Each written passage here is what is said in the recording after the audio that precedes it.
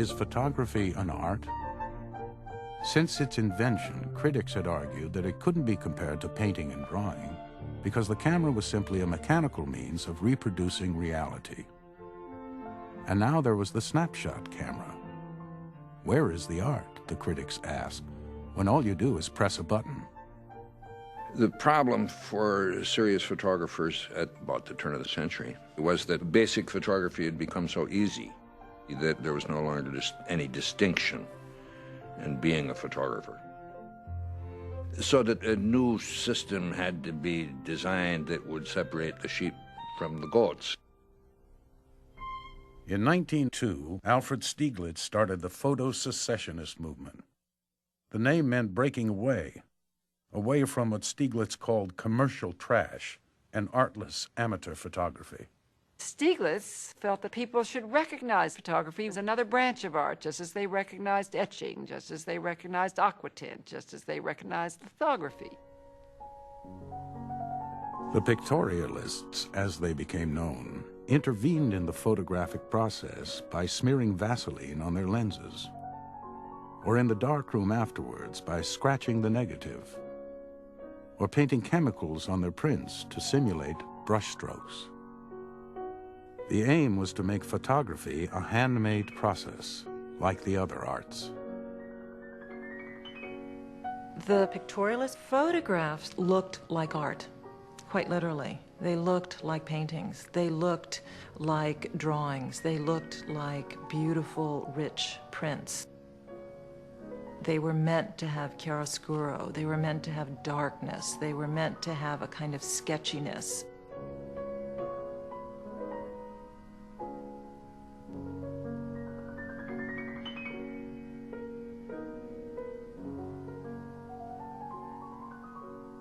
These pictures do have a very seductive quality, which is one of a sort of a dream world. It's a kind of place where you don't have to have things exact, where you can enter a kind of floating existence that is not too unlike music. This hands-on process brought photography back to the older traditions of handmade art and sort of satisfied that question, at least for the moment, that photography was made by a machine. No, it clearly wasn't. It needed human intervention in order to really become art.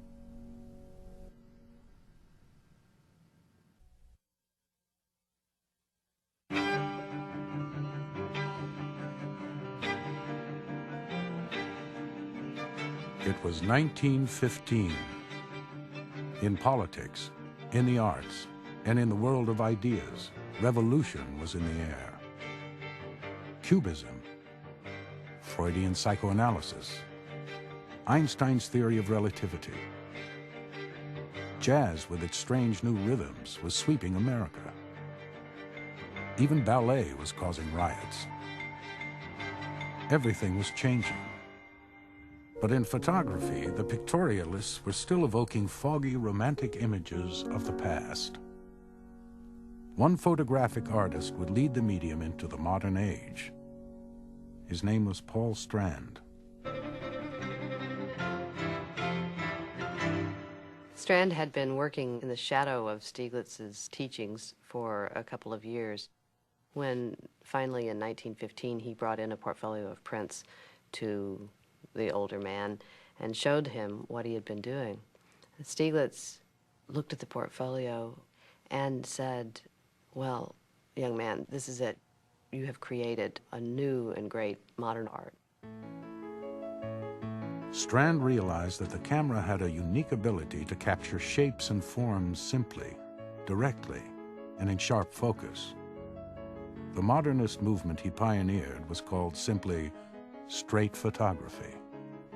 And that aesthetic became the aesthetic of the 20s. It meant that you took things the way they were and you did not manipulate them in the darkroom. The picture was supposed to look the way it looked in your viewfinder. The camera was supposed to be clearly focused. You were supposed to face reality, not muck around with it. Instead of distorting the image or manipulating the print afterwards, Strand would emphasize the selection and framing of the picture. The art would depend on the eye of the photographer. The big revolution that Strand instituted in America was an investigation of abstract form. He took the shadows made by a chair railing on the porch and a table, and then once in a while he turned the picture on its side, so you really weren't certain what it was.